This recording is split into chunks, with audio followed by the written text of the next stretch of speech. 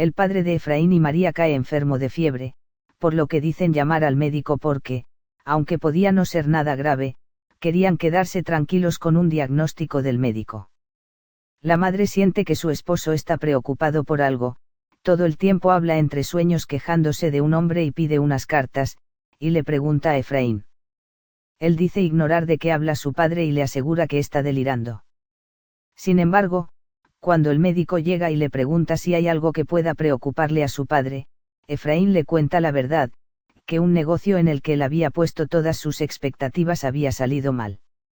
Entonces le explica que esa puede ser la causa de la enfermedad, le receta una medicación y le pide que lo controlen, tarea que es llevada a cabo conjuntamente entre él y María. La fiebre continuaba, y el médico le dijo a Efraín que si a la noche empezaba a delirar y una excitación, no estaba pasando nada bueno y, en ese caso, ya no habría nada que él pudiera hacer contra la enfermedad de su padre. Le pidió que busque alguna excusa para que sacara a las chicas de la habitación, ya que se podían impresionar, pero Efraín no lo creyó así. Solamente sacó a su madre, y se quedó con Emma y María. El médico mientras tanto iría a descansar, pero pidió que ante cualquier problema lo llamaran. Emma y María, pese a que querían e intentaron permanecer despiertas, se durmieron, por lo que Efraín quedó a cargo de su padre. De repente escuchó un quejido proveniente de este y vio que intentaba incorporarse en la cama. Efraín se acercó para ver qué pasaba. El hombre estaba delirando, creía que alguien, el hombre que había logrado que su negocio saliera mal, lo estaba esperando fuera de su habitación, por eso, intentaba salir de la cama, y estaba débil todavía, llamaba a Efraín constantemente y le pedía que le trajera su ropa y pedía que Juan Ángel, uno de sus sirvientes, le preparara un café para él y su supuesto invitado. Como Efraín no sabía qué hacer, llamó a María y entre los dos trataron de convencerlo de que estaba delirando, aunque fracasaron en el intento. El chico quiso ir en ayuda del médico, pero María se lo impidió porque tenía miedo de que la situación se complicara más y no supiera qué hacer, entonces despertaron a Emma para que ésta vaya en busca del médico. Una vez que el doctor Main llegó, se alegró cuando Efraín le contó lo sucedido y consideró que María, por su manera de ser, era la indicada para darle el remedio, mientras él se escondía para observar sin ser visto. Ella se lo dio muy dulcemente y el hombre se durmió. Después de 10 días, el padre mejoró notablemente. El doctor recomendó que no se le mencionara nada del negocio que fracasó. Una de esas reuniones familiares fue interrumpida por Juan Ángel, trayendo 2 cartas. Eran ambas del señor que iba a llevar a Efraín a Inglaterra, para que pudiera concluir su carrera de medicina. La primera decía que postergarían su partida por 4 meses, por lo que Efraín sintió un poco de alegría porque tendría bastante tiempo para pasar con María, aunque prefería no irse.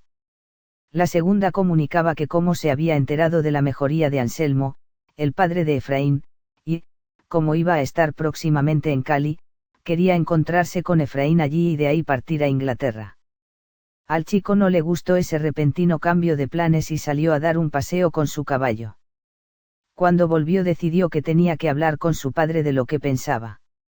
Le dijo que él no pensaba que estuviera bien irse, debido al reciente fracaso que había vivido su padre, lo cual había generado una notable pérdida económica en su familia.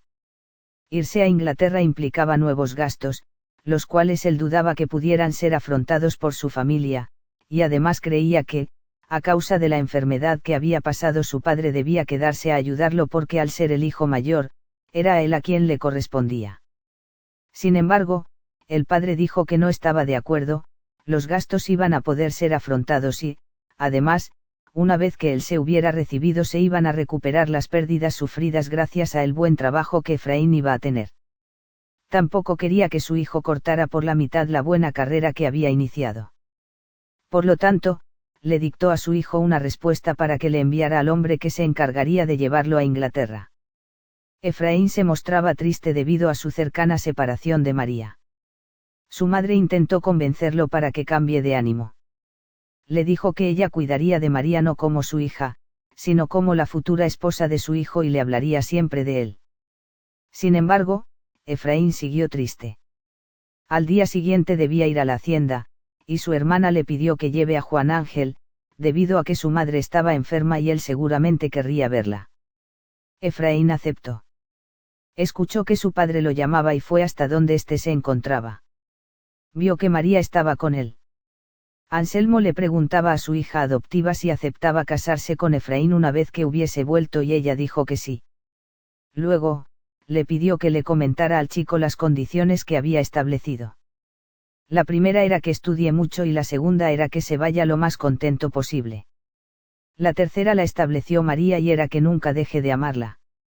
Efraín llegó con Juan Ángel a la hacienda y vio a Feliciana, la madre del negrito, echada en la cama. Había empeorado y no le quedaba mucho de vida. Fue entonces que Efraín recordó una de las historias que le contaba a él y a sus hermanas cuando eran pequeños. Magmau era un soldado de los ejércitos de Achantí, una nación poderosa de África, que por su había recibido todos los honores y riquezas como regalo del monarca. En una de las batallas contra las tropas inglesas, Magmau comprendió que iba a ser derrotado porque muchos de sus soldados habían muerto y muchos otros estaban asustados. A pesar de eso, se preparó para luchar, aún sabiendo que iba a morir. El rey vio la situación de su ejército y pidió la paz. Los ingleses la aceptaron con condiciones que los beneficiaban solo a ellos, por lo que desde entonces el monarca no volvió a confiar en él. Magmau decidió exiliarse, pero antes de esto decidió cortar las cabezas de sus esclavos y arrojarlas a un río, en ofrenda a su dios. Entre ellos Sinar, cuya noble estirpe solo era conocida por Nai, hija de Magmau. La chica sintió gran admiración por él desde que el chico se convirtió en su siervo. Ella prometió pedirle por su libertad a su padre, porque sabía que él extrañaba sus tierras. Un día Sinar le mostró a ella el camino a su tierra y le dijo que la llevaría con él y que sería su reina, y que nadie se interpondría en su misión, pero Nai dijo que debían hacer las cosas bien porque ella no quería fallarle a su padre. Cuando llegó la batalla contra los ingleses, en la que Magmau se exilió, Sinar le suplicó que lo llevara y le aseguró que le iba a luchar con todas sus fuerzas. Magmau lo llevó y en ella Sinar perdió su brazo. Nai se dedicó a curarle las heridas, pero un día su padre le contó la resolución que había tomado de abandonar sus tierras y de sacrificar a sus esclavos para calmar la ira del dios. Nai se desmayó al escuchar esto y Magmau se enojó al darse cuenta que su esclavo amaba a su hija, por lo que decidió enfrentarse a él. Pero Nai consiguió impedir ese enfrentamiento. Entonces los tres partieron de esas tierras. El valor y el esfuerzo de Sinar y Magmau fueron muy útiles en la nueva tierra donde se encontraban. Un día mientras Nai se bañaba en un lago vio a dos extranjeros blancos llegar, traían un cadáver con ellos, y pidieron a Sinar permiso para enterrarlo. Los extranjeros venían de Francia y pensaban que no iban a tener problema en enterrarlo en tierras achimis. Sinar les dijo que en la tribu había alguien con más poder que él y que era aquella persona a quien debían preguntarle. Los extranjeros les contaron cómo habían llegado hasta ahí y el monarca de la tribu le concedió permiso para enterrar el cadáver, tarea que se realizó con ayuda de Sinar y otros esclavos. El jefe de la tribu de Kombu Monez hizo una celebración en honor al casamiento de Nai y Sinar. Después de largas horas de festejo, la mayoría se quedó dormida, pero despertaron en medio de la noche porque estaban siendo atacados. Muchos murieron y muchos se convirtieron en esclavos. Nai estaba entre estos últimos. Los prisioneros fueron llevados en barcas y a Nai no se le permitió que se acercara a Sinar durante el viaje. Cuando el grupo de prisioneros que viajaba con Nai y la misma Nai llegaron a tierra, fueron atados y los llevaron a una casa donde los recibió una mestiza llamada Gabriela y un hombre blanco irlandés llamado William Sardick. Este no estaba muy contento con los esclavos recibidos, pero sí con Nai porque era muy hermosa. Sardick era un hombre ya que poseía minas de oro y exportaba pieles, cacao, sales, armas, entre otras cosas de valor. Estaba por partir a África a trabajar y Nai le suplicó que la llevara, con el objetivo de buscar a Sinar. Sinar le dijo que solo si prometía amarlo la llevaría. Después de un tiempo, Nai pudo aprender a hablar castellano gracias a Gabriela y acordó con sus dueños que el hijo que estaba esperando no sería un esclavo. La criolla le dijo que su hijo recién podría ser libre a los 18 años. Un joven inglés que pasaba por el lugar pidió hospedaje en la casa de Sardick. Traía con él una nena de 3 años. Eran María y el padre de Efraín. Anselmo, que sabía que la importación de esclavos estaba prohibida, decidió comprar a Naí y a su hijo para luego dejarlos en libertad. Pero en esos días, llegó un norteamericano y sintió una enorme admiración por la belleza de Naí. Debido a eso le ofreció a Sardik una notable cantidad de dinero por Naí y éste la aceptó. Sin embargo, la chica se enteró que en donde la llevaban su hijo sería un esclavo y le pidió a Anselmo que la compre o mataría a su propio hijo. Así fue, aunque luego la dejó en libertad. Le dio la posibilidad de elegir quedarse o de irse con él y su hija, y eligió irse con ellos porque le había tomado mucho cariño a la nena. Feliciana empeoraba y el médico dijo que moriría esa noche. Lo único que hacía era repetir en sueños el nombre de Sinar, su esposo. Finalmente, a la noche murió.